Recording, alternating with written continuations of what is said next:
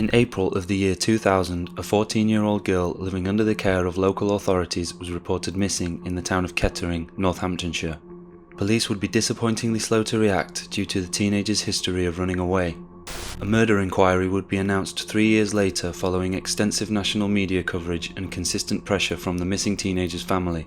The disappearance would eventually lead to major changes in the way children in care are treated and looked after in Northamptonshire after an inquiry found that local authorities had missed several opportunities to identify the teenager as a child at risk, despite being aware of concerning behaviour including substance abuse. Over 2 decades later, the search continues. Welcome to the Crime Portal. This is the case of Sarah Benford.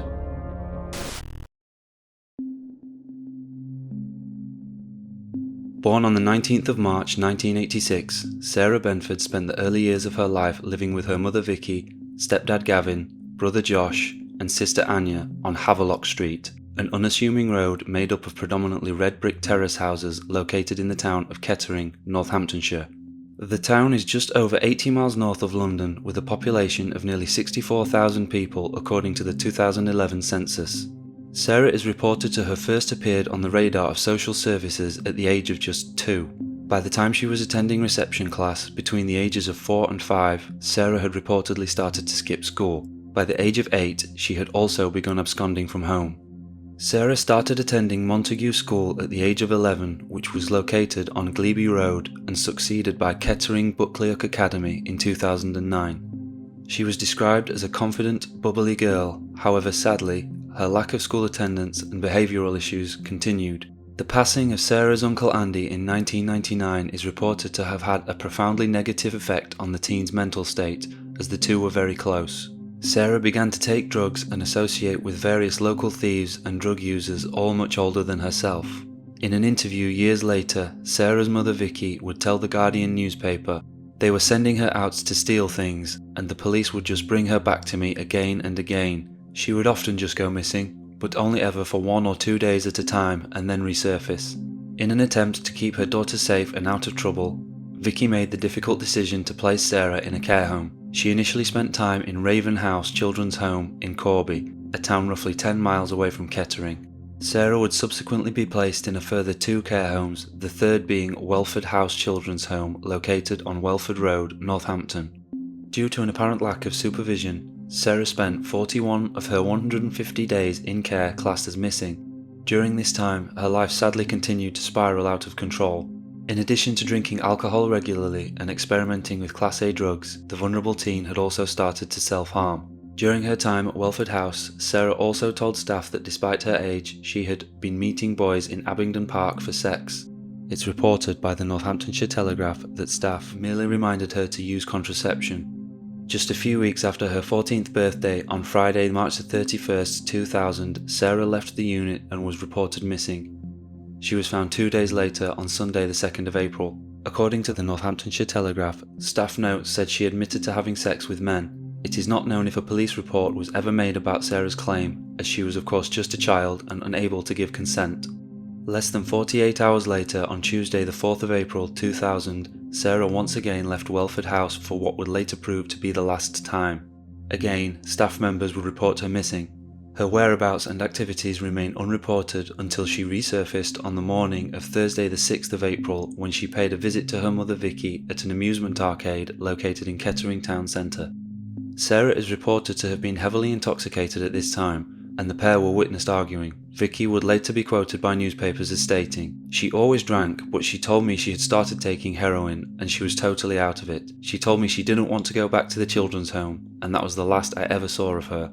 Sarah told Vicky she would see her tomorrow, but later that day called her mother from a house on Hampton Crescent, a road half a mile from Havelock Street where Sarah grew up.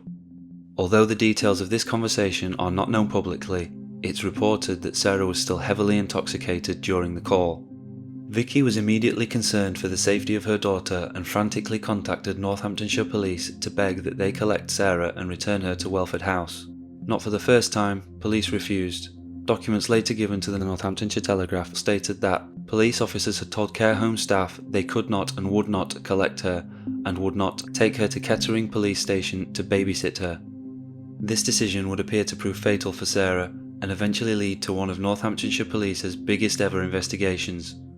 Due to Sarah's history of running away, police remained unconcerned in the following weeks. As those weeks turned to months, Vicky's life is reported to have fallen apart.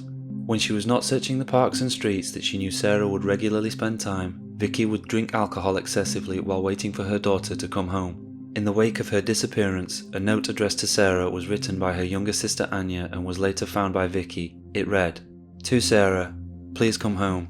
I miss you so much. I miss night times when you used to call me in your room and say, I will read you a story if you tell Dad I want a drink. I miss your face and I miss your smile. I just miss you, and so does Josh, Mum and Gav. Please, please, please come home and try to get off those drugs. Lots and lots of love, Anya. P.S. This boy is being horrible to me. He is horrible." Frustrated by the lack of interest from police, Sarah's grandmother June Black took matters into her own hands in May 2000 by phoning reporters at the Evening Telegraph to try and generate media interest, with a £500 reward later offered for information. June would continue to play a key role in trying to keep Sarah's case in the media and put pressure on police in the initial years following her granddaughter's disappearance until her death in late 2003.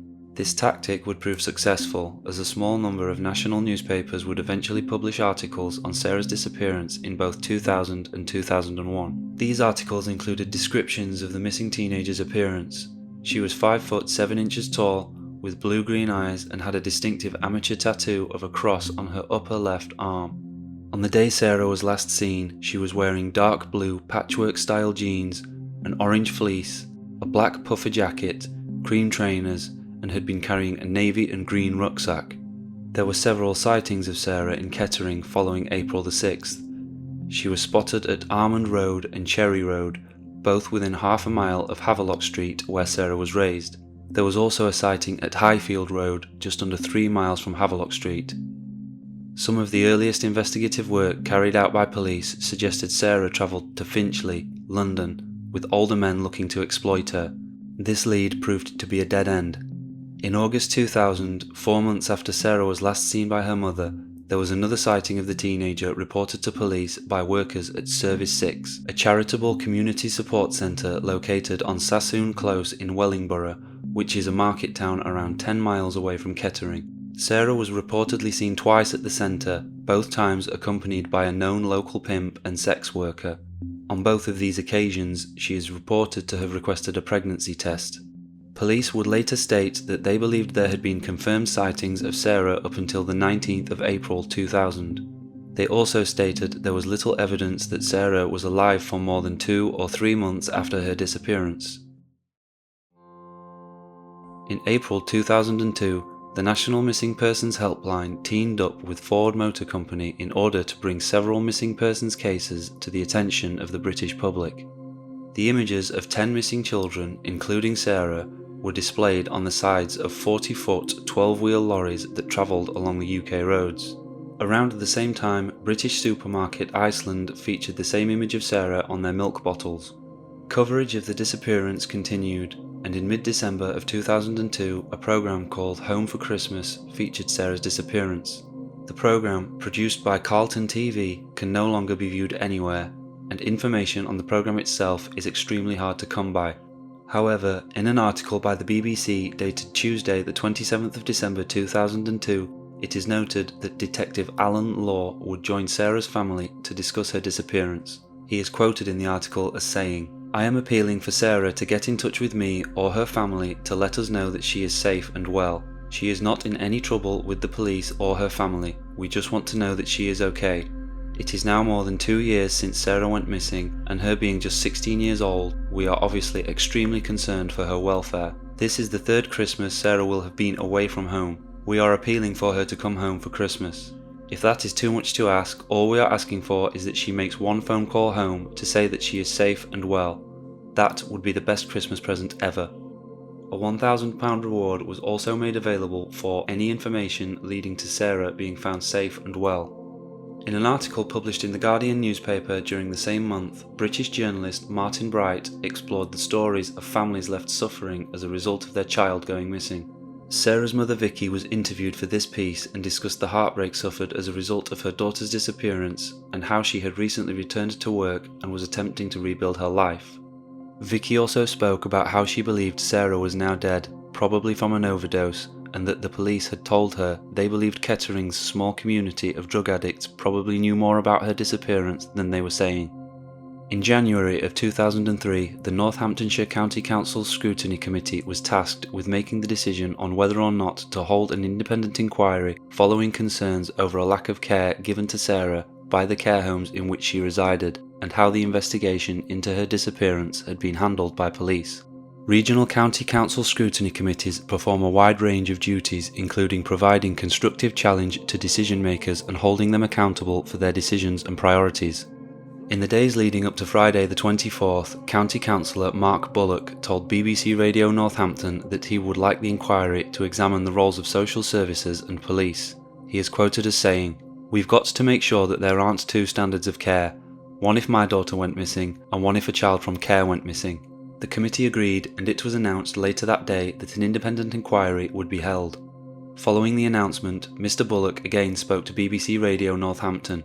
"When she went missing, the County Council was the corporate parent. We need to demonstrate that we are acting like parents." The investigation into Sarah's disappearance would be scaled up in March of the same year, as a team of 25 officers were reported to have been assigned to the case. This news was released as part of a public appeal around the same time as what would have been Sarah's 17th birthday. Her grandmother, June Black, told the BBC the past 3 years had been a nightmare for her and her family, and was quoted as saying, "As time goes by, it just gets worse every day, not knowing what has happened to her and if she is safe and well. It has been a very bad 3 years, but the worst times are when bodies are found, and it's that interim part between finding a body and it being identified. I won't allow myself to think the worst. We will find her." Detective Chief Inspector Charles Moffat, who was tasked with leading the renewed investigation, is also quoted as saying, "The passage of time has raised concerns that, despite Sarah's known lifestyle, she has not come into contact with the police, social services, or the health service in Northamptonshire nor any part of the country." He said his officers were determined to leave no stone unturned in their search. Less than 2 months later, on May the 1st, the panel for the inquiry into Sarah's disappearance was named, only to be dropped due to a lack of cooperation from the police, who stated it was not in the remit of Northamptonshire County Council to investigate them. May 2003 would also see Sarah's case featured on the UK TV show Crime Watch. Ahead of the broadcast, DCI Charles Moffat would be quoted by the BBC as saying, "Someone must know where Sarah is or what has happened to her. It is possible that she may have assumed a new name. We hope the Crime Watch programme will focus people's minds on where Sarah is and what has happened to her." The following month, in June, police began visiting addresses in Kettering that Sarah was thought to have visited in the early days of her disappearance. One of the homes searched was previously owned by a 54-year-old man named Richard Jenkins. Around 18 months after Sarah's disappearance, Mr. Jenkins had relocated to Maesteg, a town in southern Wales. He and his previous residence on Highfield Road were of interest to police, as Sarah was close friends with his daughter. Sarah had been to the Jenkins house multiple times in the year prior to her disappearance, even sleeping over on a few occasions. When the search in Kettering turned up nothing, police turned their attention to Mr. Jenkins' new home in South Wales, over 175 miles away. The garden was dug up, floorboards were lifted, and local residents on the estate were questioned, but there was no sign of Sarah. Mr. Jenkins was arrested in the first week of July and questioned by police, but would be released pending further investigation before he was eventually cleared altogether. A disgruntled Mr. Jenkins contacted the Evening Telegraph newspaper to voice his disgust and publicly profess his innocence. He stated, "Neither myself nor any of my daughters have seen Sarah since she went missing, and I just can't understand why they are looking at my house here or in Kettering. All this has really upset my youngest daughter especially, as she thinks I've been accused of killing somebody, as does everybody who saw my garden being dug up. What am I supposed to have done? Killed Sarah, buried her, then dug her up again 2 years later and moved her to South Wales?" Mr. Jenkins would later tell newspapers that the investigation had ruined his life, and that he and also his children were subjected to vile verbal outbursts from local residents even years after being cleared by the police. The arrest of Mr. Jenkins would be followed by 2 further arrests. a man aged 29 and a woman aged 37 were arrested on suspicion of supplying drugs to Sarah. Both would be released without charge. Referencing the arrests, DCI Charles Moffat would be quoted later that month by the BBC as saying, "Police are taking this investigation very seriously, and these may be the first of a number of arrests as the investigation moves forward to find out what happened to Sarah over the last 3 years." At the beginning of August 2003, the investigation moved to Hackney, London. Police were following up lines of inquiry that suggested Sarah may have visited the area after she was last seen. Posters were displayed in local supermarkets, bus stations and restaurants, but no significant information came to light. Later that month, Northamptonshire police released an image to the public of a possible sighting of the missing teenager. The image was taken from the security camera of an electrical shop called Supervision on Kettering Town Centre's Silver Street and shows a person believed at the time to be Sarah standing with another woman. The footage was brought to the attention of police as the credit card used by the two women in this image was reportedly stolen. Sarah's mother Vicky would tell the media, "I am quite hopeful. All the family thinks it looks very much like Sarah, and so do my friends. I can't see her coming to Kettering without being known, without the family being notified, but I hope it is her." Sadly, this sighting would prove to be another dead end for investigators. In the month of September 2003, Northamptonshire police would officially announce that Sarah's disappearance had now become a murder inquiry, stating they believed that the teenager was now deceased. A statement released read in part, "Sarah would have needed help and support to be able to survive. Police cannot believe that at 14 Sarah could have developed an independent life. There is little evidence of Sarah surviving beyond 2 to 3 months after she went missing." DCI Charles Moffat would also be quoted as saying, "Now that our investigation is one of murder, I hope people who may have believed that Sarah simply moved away and was living happily somewhere else will now appreciate the seriousness of this case and realise that we are dealing with the murder of a 14-year-old girl. It is vital anyone who knows anything about Sarah's disappearance realises that this is the tragic case of a young girl's murder and contacts the incident room. My heart wants Sarah to be alive, but my head tells me she is dead." It was revealed that the inquiry would focus on 36 people who were significant in Sarah's life when she went missing, and would be conducted by a team of 30 officers. The murder inquiry, named Operation Yacht, would later be reported by the BBC as having had 25,000 hours time spent on the investigation, costing £400,000, with a total of 2,300 lines of inquiry followed. The same month, Northamptonshire County Council members recommended passing Sarah's case to the Area Child Protection Committee in order to scrutinise all of the agencies involved. Ian Watts, chair of the committee, told the BBC, "I believe that the panel has acted in the best interests of Sarah and her family. I will be writing to all county councillors who are members of police authority, asking them to urge the strongest possible police cooperation. The committee has affirmed its determination to get to the bottom of this case, not least so that the chances of this kind of thing happening again can be minimised." A further 3 arrests would be made following the month of October, a 54-year-old man at a house in Kettering, and a 43-year-old man and a 38-year-old woman at an address in London. A 41-year-old man was arrested and released without charge in the following month of November as police continued to search a number of properties in the Kettering area.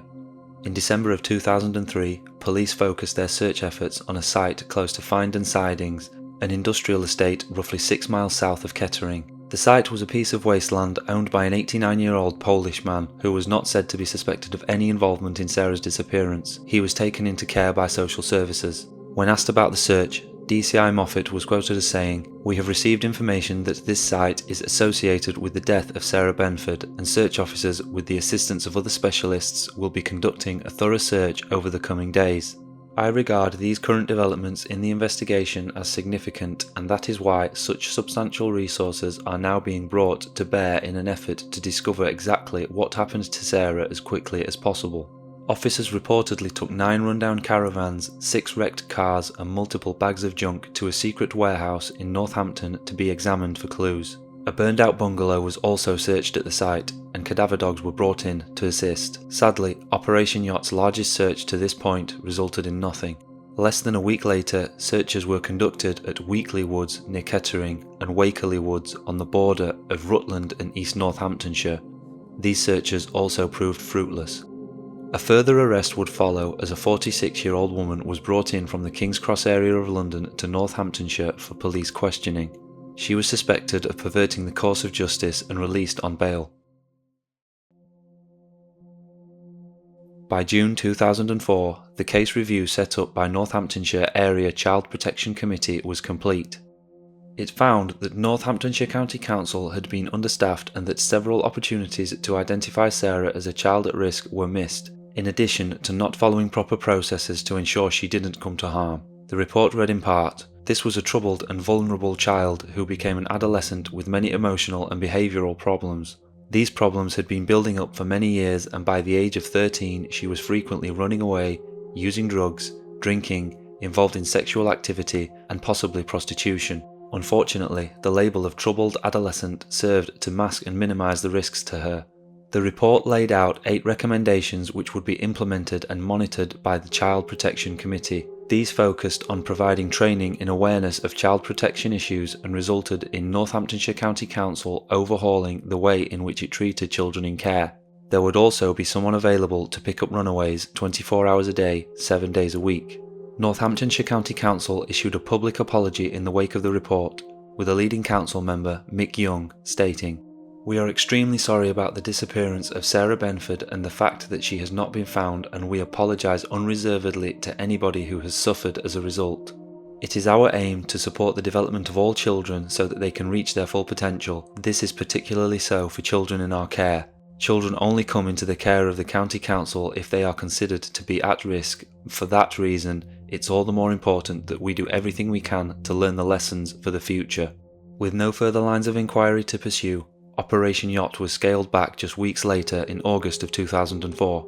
Later that year, in November 2004, Vicky Benford made the decision to hold a memorial service for Sarah. This took place at Kettering Parish Church in the town's Market Square and was led by Reverend Dominic Barrington. Vicky told reporters that now was the right time to say goodbye to her daughter and was quoted as saying, "I would like to get a sense of closure without forgetting about Sarah. My brother, Steve Cross, will be giving a speech about Sarah's life followed by hymns and prayers." 2 years later, in 2006, a person described as a concerned member of the public provided a dossier to newspapers which detailed the thoughts of care workers who looked after Sarah for the final months of her life in Welford House. It is unclear how these documents came into the hands of a member of the public, and details surrounding their release are scarce. Nevertheless, these written accounts were truly harrowing. One entry reported how Sarah had been told her estranged biological father wanted to speak to her, but when carers phoned him on her behalf, he said he didn't want anything to do with her. Another account detailed how the teenager was found crying in another resident's room with her wrists slashed.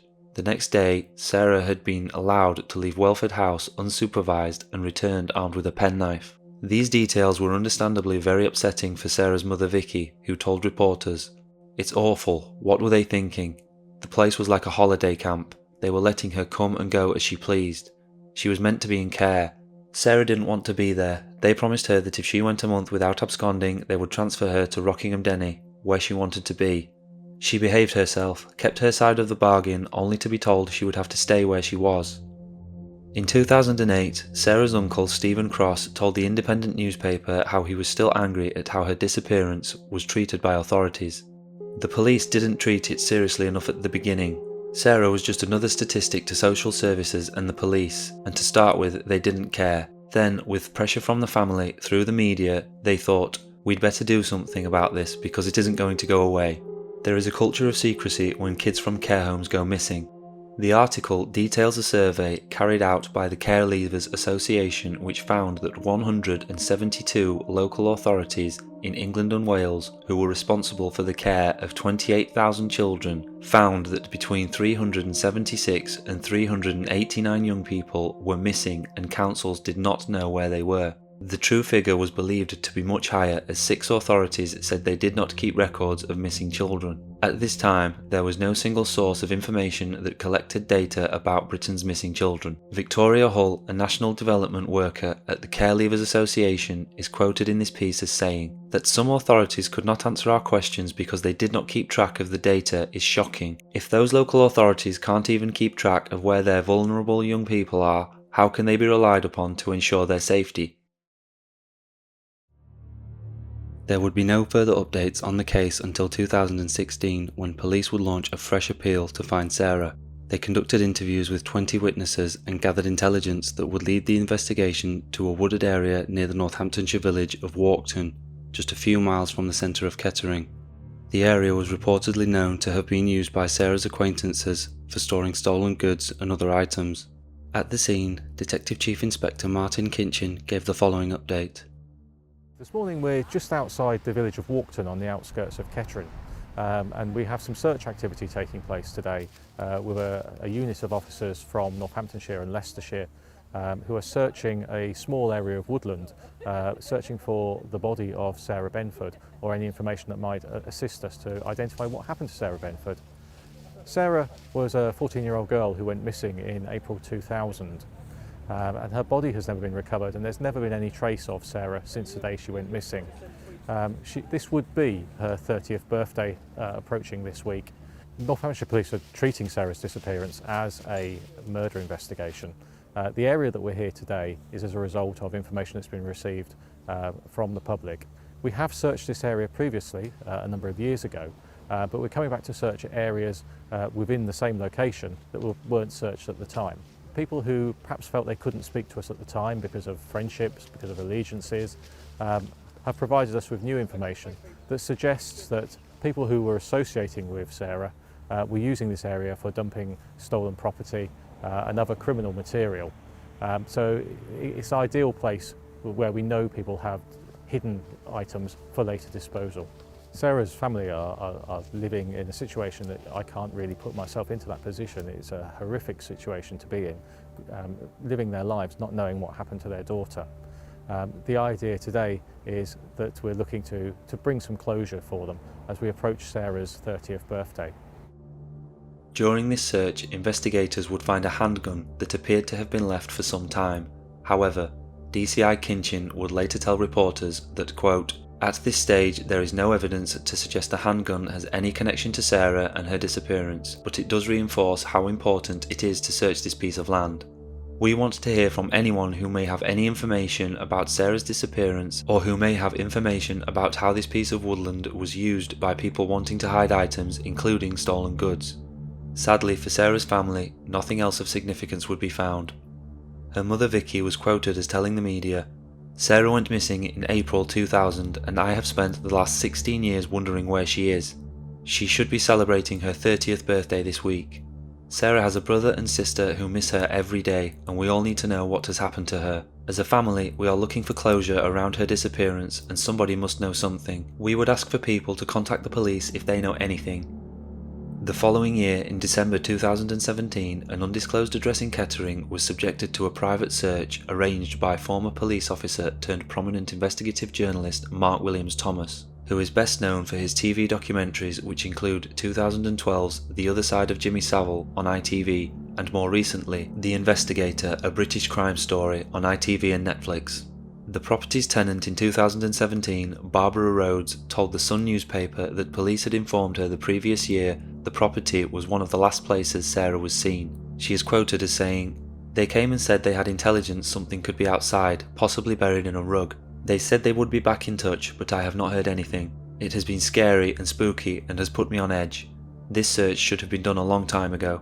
Williams-Thomas brought in a forensics team led by Peter Faulding, founder and CEO of Search Experts Specialist Group International. Ground-penetrating radar equipment was used and showed two anomalies, large cavities that piqued the team's interest. Excavations of these areas found nothing. Williams-Thomas told the Sun newspaper, "We believe the key to this case lies in Kettering, and if she is dead, Sarah's body will be here. We will continue the investigation and, if there are other sites that need searching, we will carry out those searches." It is shocking that the police have said this scene needs to be searched, yet not carried it out. At least we have now ruled out this site. In his 2019 book titled Hunting Killers, Williams-Thomas details how he became involved with the case. He explained that it was a member of Sarah's family that had reached out for his help prior to the 2017 search, and that another individual, who had been friends with Sarah, had since been in contact to provide a list of names they felt would be relevant to the investigation. One of these individuals is described as an adult pornographer known to like taking pictures and make videos of young girls. This man reportedly lived at a bedsit above an unnamed video shop in Kettering. Sarah's friend says that before going missing she was seen at this property with a man described only as Chinese. Williams-Thomas went on to say that all of the names provided were passed on to the police. He concluded by explaining he was convinced Sarah was murdered very soon after going missing, and that in time he was hoping to be able to be in a position to expose the reason for Sarah's murder and a key suspect. 2020 marked the 20-year anniversary of Sarah's disappearance, and police would take this opportunity to once again appeal to the public for new information. Detective Sergeant Julie Gallagher of Northamptonshire Police, who remembers Sarah from the early days of her career as an officer on the streets of Kettering, told the media, "Sarah's case is quite unique because it is a child murder and we actively do get lots of intelligence on a regular basis in relation to it. It's a live case for us and it hasn't been put away. We've had a team working on it for the last 7 years, so on a day-to-day basis it's continually worked on." Following new information provided by a member of the public in November 2021, police would undertake another significant search for Sarah's remains at a piece of land near Valley Walk in Kettering. A 70 by 70 metre piece of open space was sealed off. Detective Superintendent Joe Banfield gave the following update at the scene while the search was taking place. This is day 4 of the op yacht digging phase, so we continue the search for Sarah Benford in the wooded area just over there. We have moved on at pace. We're sensitively digging each of the areas of anomaly using a combination of defence and science experts, archaeologists and a forensic digger man. So we have gone through roughly half the areas that we're concerned with at the moment. Sadly, we haven't found Sarah's yet, but I remain positive that we will find her. It's just going to take some time and going through the process of sensitively and diligently digging up all the areas of anomaly that have been identified by the Defence Science and Technology Lab. We've got specific dog resources down here that can search for dead bodies. So at the moment the handlers are gridding out and then venting the ground. So at the moment they've gridded out the area, the first area that we're going to search. They are now digging vent holes. So after a period of that ground remaining sterile for 12 to 20 hours, the dogs will go through that area and will indicate whether they find something that could be human or animal remains. If that is the case, we will be going through the same digging process that we're going through with the areas of anomaly. The last thing I'd like to say is that we've had some really interesting members of the public come down here with relevant information. We've had some information called into us on 101 and via Crime Stoppers, but we've also had people come down to the scene here.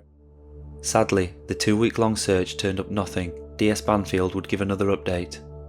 A number of phases have been worked through in an effort to locate Sarah, but sadly we haven't managed to locate her at this stage. I'd like to thank everybody involved here and every member of the community that has come down to this site to provide us with information that they thought might be helpful. So there are a number of people that have been identified that we'll be speaking to and following up with, taking statements from potentially, but really speaking to them to find out what they know. So that's the next phase for us, is going forward, is speaking to people that have been identified to us and have identified themselves to us to see what information they've got. And then we will be assessing absolutely everything we have learned from the dig here, everything we've learned from members of the community. We'll be comparing that to what we already know, and then we'll be making a decision as about which potential lines of inquiry we follow up from there.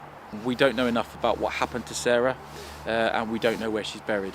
What I am very firm on in my opinion of is that somebody out there in this community knows exactly how she died and knows exactly where she's buried. My plea to them is that 20 years have passed. That's 20 years when Sarah hasn't been returned to her family. Hopefully your allegiances have changed. You may be more confident to come forward and give us that bit of information that helps us recover Sarah. That's what I want to do. That's what I want to do for her family. And if you've got that information out there, I'd encourage you to either come forward and speak to the police direct on 101 or speak to Crime Stoppers if you want to give that information anonymously. Northamptonshire Police would reveal in February 2022 that despite no significant breakthroughs since the forensic excavation the previous November, they were looking at several pieces of information they received as a result of the operation. A police spokesperson told the Northampton Telegraph, "The investigation into the murder of Sarah Benford carries on, and since the dig in the Valley Walk area of Kettering in November 2021, we continue to follow up a number of lines of inquiry that came about as a result of information provided to us by members of the public during the dig. It was a credible piece of intelligence that led us to the area in Kettering, so it was bitterly disappointing not to find her there, and therefore be able to provide her family with that much needed closure.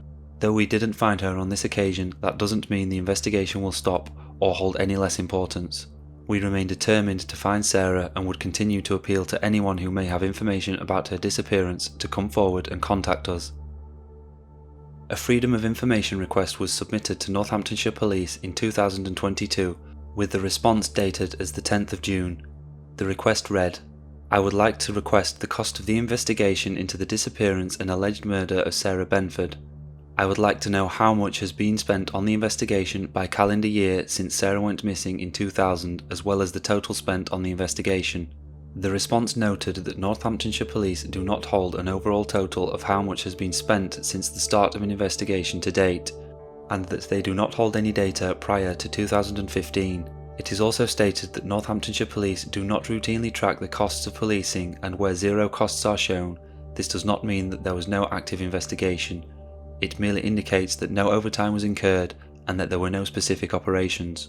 While the Freedom of Information request does not offer much information, it does highlight the cost of the search carried out in 2021. As of mid-August 2022, there have been no further updates on the disappearance of Sarah Benford. Charles Moffat retired from policing in 2009 and would later go on to comment that not finding Sarah was the biggest regret of his career. Hopefully, the continued efforts of Northamptonshire Police's current cold case team will eventually uncover exactly what happened to her. To my knowledge, Mark Williams Thomas has made no further mention of Sarah's disappearance following the release of his book. Hopefully he continues to pursue leads and bring attention to Sarah's case.